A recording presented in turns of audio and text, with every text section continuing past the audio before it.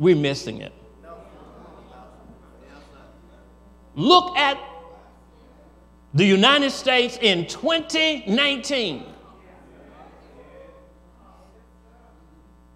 Go to the streets of Chicago.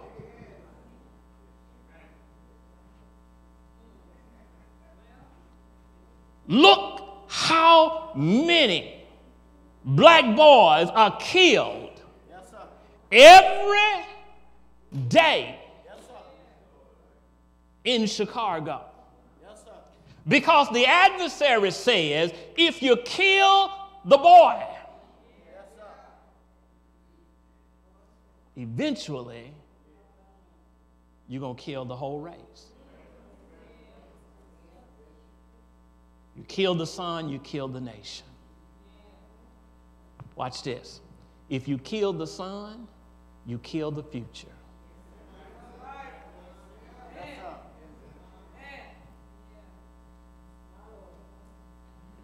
Look at the future. Look at all of the young black men that are incarcerated, that's in prison without the possibility of parole. Their life is over.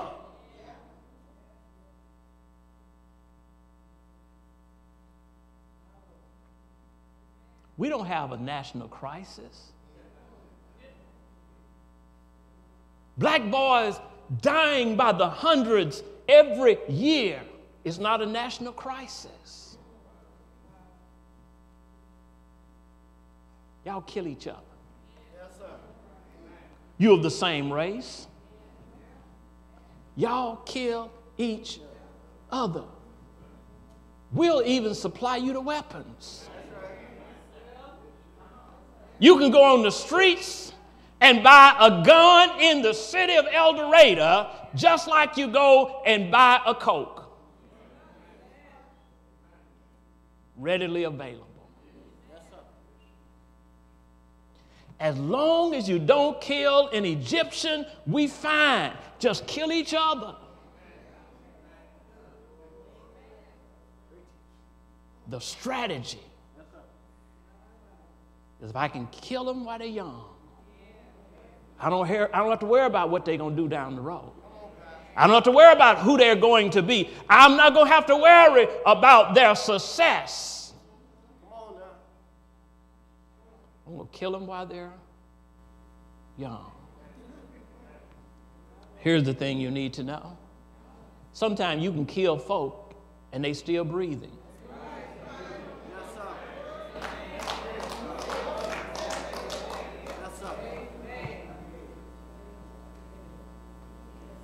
Let me tell you something. In this country, we pay a lot of money to build graves. We hire people to make sure that the bodies in the grave stay there. We spend billions of dollars building sepulchres.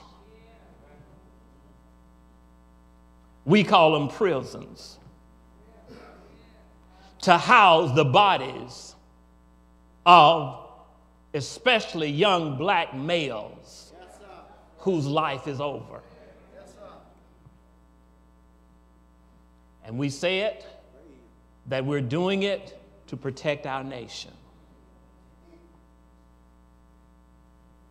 It is one of the methods that Pharaoh used in order to try and destroy the Israelite boys. He says, see, because I see their potential. And so if we kill them young or have them to kill themselves while they're young, he says what we do is we remove the threat from us. Yes, sir. Not the threat of taking our lives, but taking our livelihood. He talked to the midwives and said, I don't want to kill them. I want you to do it. I want you to be the instrument to kill one of your own. It is so frightening when I see young men and young women that devalue life. Not only their own life, but the life of others. Would not consider not taking a life in a moment. See, if I kill Reverend Aaron and he my color, I'm killing part of me. We are connected. And so we've got to teach, preach, and model the value of each other. We got to teach our mothers that they're the first hands that get on the children's lives. That they got to be mindful of how they handle that life. You don't want to kill them before they ever get out of your hand.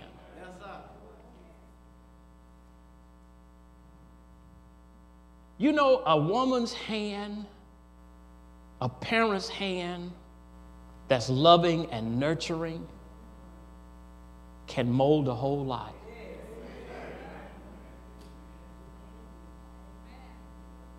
Think about it. Normally, a child goes to the public school by the time they're 5 years of age. That's before somebody else's hands get on them. That's giving you 5 years to build character. That's giving you 5 years to build self-esteem. That's giving you 5 years to fortify that you are that child is a somebody.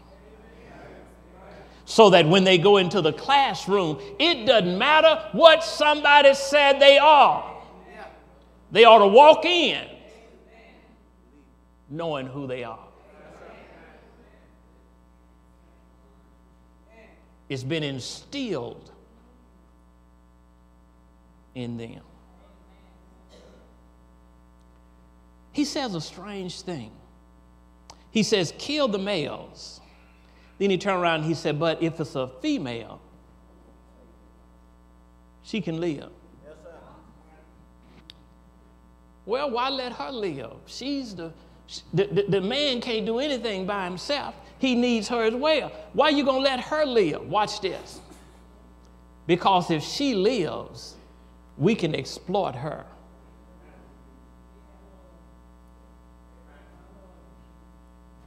Pharaoh said, no, don't kill her. We can exploit her.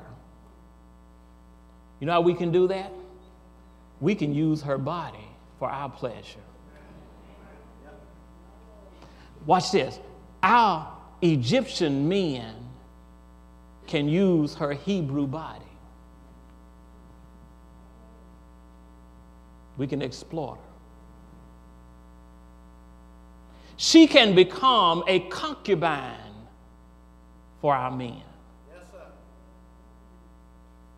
When you all read the history of Egypt, you're going to discover that when they overtook a country and enslaved the people, they would take the women and they would make the women their concubines. And the women had no right. And so they could use them at their pleasure. They could take the women and make them the nurses for their children. Yes, sir. Now remember, we're going to kill all your boys, but we want you to raise our children.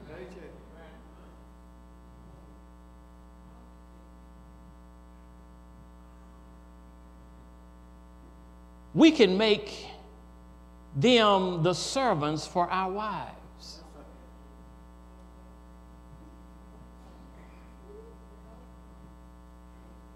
So yes, let the women live so that we can exploit them.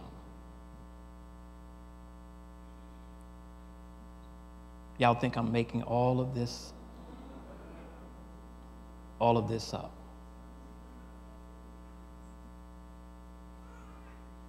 Do I have to remind you of how in the history of the United States, how black women have been exploited from the time that we came to this country? And here's the sad thing, and we are still exploiting them. When you listen to rap music that exploit black women, when you look at the videos and how black women are so exploited,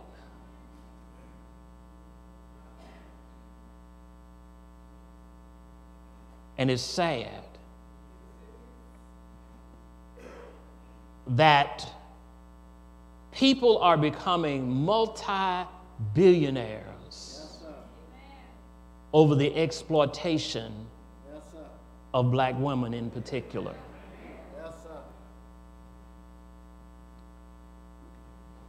Young ladies, don't become somebody else's marketing machine.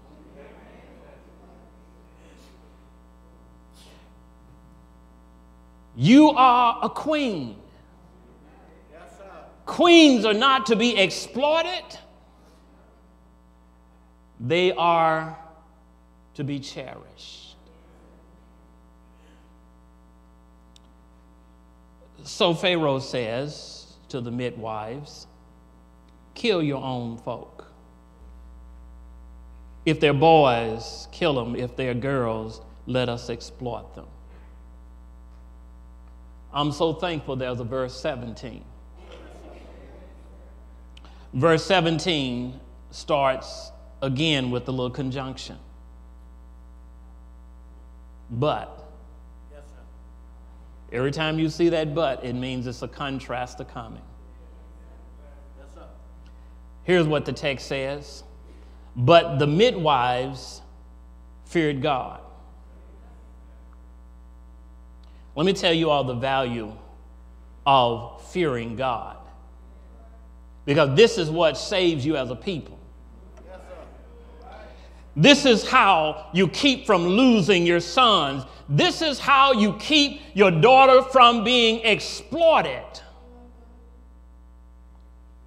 You reverence, you respect God. The midwives, they respected God. This is how we became who we are.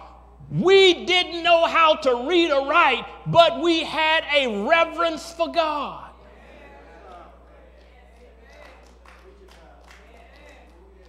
We knew how to pray when there were no books written about prayer.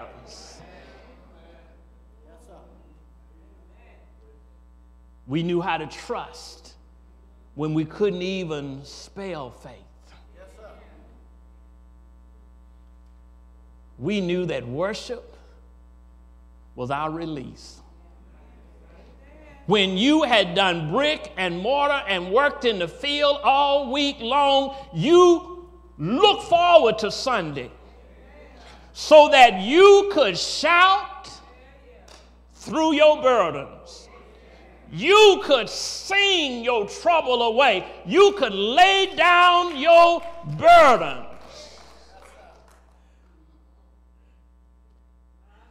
And you know that even if it didn't get better on this side, someday you were going to cross over Jordan on that old ship of Zion that was going to take you to Beulah land.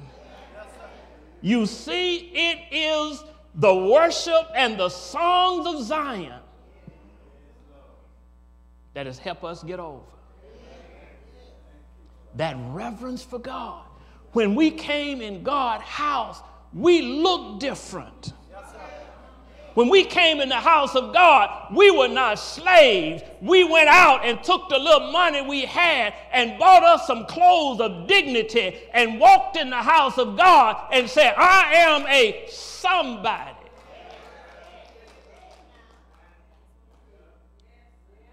You see, when I was in Egypt, they called me a boy.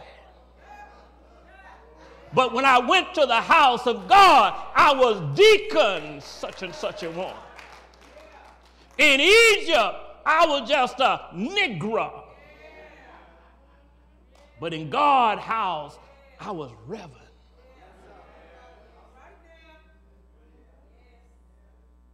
God's church was the gathering place